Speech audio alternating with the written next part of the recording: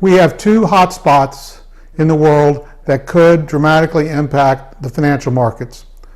The first is the reemergence of China as a global power, and secondly is the Ukraine, Russia, NATO situation. First, let's take a look at the Chinese situation. This is China's view of the world, and it goes back to the 6th century. And as you can see, China was one of the most dominant great powers back then. It had some multiple ebbs and flows as dynasties were strong and weak. And this happened over multiple centuries. And we can see that they then had this massive fall off. This was after they lost the Opium Wars, and they had their century of humiliation. And they had this massive downdraft where you had the Western powers and Japan take over part of their country, and then you had communism take over and drive down living standards even further. And then in 1980, they started a resurgence, and they have come back to almost a situation where their relative strength versus their historical long-term norms are back where they were historically. In China's view, this is where they are. They should be the global leader in their view. The American view will go back to a much shorter viewpoint. We'll go back to 1940. Since World War II, the U.S. has been the dominant power. We're the blue line. Both of these graphs are from Ray Dalio's Changing Global Order book, a book I highly recommend you take a look at. The reason I pulled these excerpts out is they are both very timely for what's going on in today's world, especially with the Ukraine, Russia, NATO situation, heating up in Europe right now. But you can see U.S. has been the dominant power. That is our view of the world. You can see China's had a massive resurgence, basically flatlining from World War II to around 1980, and then a massive surge.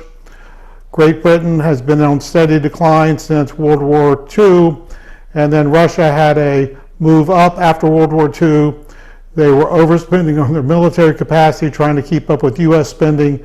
We basically bankrupted Russia spending, the Soviet Union at the time, and then they had a subsequent collapse, but they've been pretty stable since the mid-90s.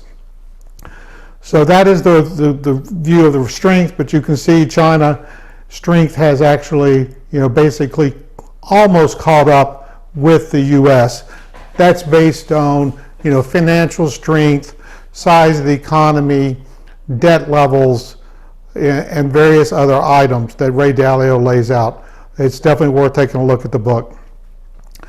The situation with China is the century of humiliation, as they refer to it. Areas of China were wrongfully taken from mainland China, specifically Hong Kong, Macau, and Taiwan. Hong Kong and Macau have now fallen back into Chinese authority. They would very much like to take Taiwan back, and they have explicitly made that very clear. Their long-term plan is to make sure that happens over time. They are very long-term, century-type thinking, but they do plan on taking Taiwan, and they're going to patiently wait it out until they see the right opportunity. And when that opportunity occurs, they will try to retake Taiwan, whether diplomatically or by force. But at some point in the future, China will try to take Taiwan. That is definitely in their plans. I'm not saying that is morally correct. I think it would be a very big humanitarian tragedy, but this does look like the longer term situation, and we need to think about that from the financial markets.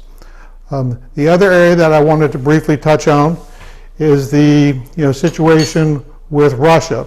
So let's try to take a look at this briefly from the Russian perspective. Here again, I'm not saying any of this is morally correct, and these empires were probably built under questionable moral objectives even at the time. But you can see here, this is Russia in 1533. You then had Russia from 1533 to 1689. It actually included Kiev, which is part of Ukraine. It's actually the capital of Ukraine today. They've changed the spelling, but that is the same capital. And you can see that basically from 1533 till the breakup of the Soviet Union, Ukraine over to Kiev was under the Russian Moscow influence. And that was a historical norm. Now, with all empires, they're questionable whether they should have been in control. There were multiple uprisings during that time frame. The Ukraine area has had a very difficult history with both the Mongols and the Lithuanians and Poland all taking over their country at various points in time. The Russians, the Germans. It's been a very difficult place to live and had not had continuous borders for a very long time. So it's definitely been a fluid area, like much of Europe. Europe has been basically, except for the past 80 years, warring among itself and changing its borders, and has been in chaos. We've had pretty much 80 years of calm, but that could potentially unravel here in the very near future. The other thing I wanted you to take a look at is this map that shows linguistics of Ukraine. This is ethnicity. This means that over here these are primarily Russians within the Ukrainian border.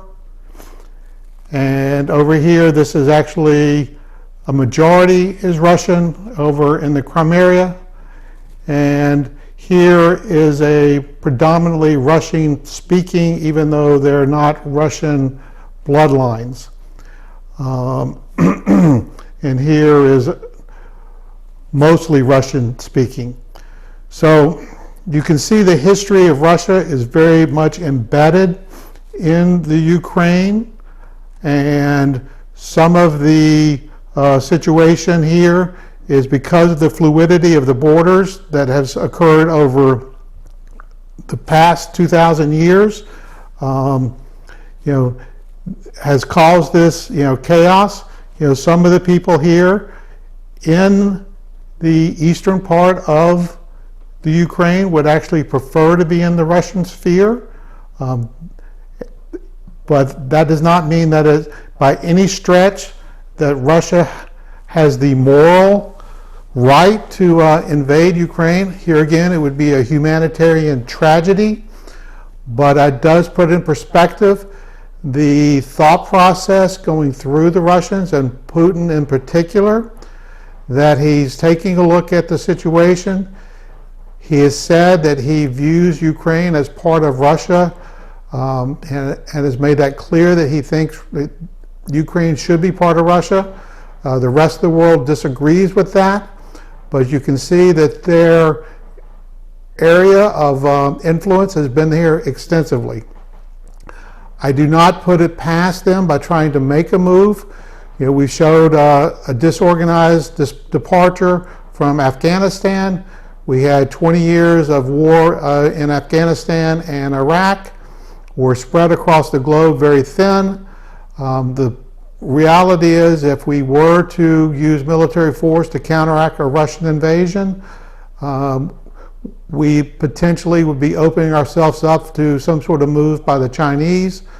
I think that it's possible and probable, unless we can come to some sort of negotiated situation with the Russians, that some sort of invasion into Ukraine is very likely, over 50%. It's definitely worth keeping an eye on very closely, and I'm monitoring closely.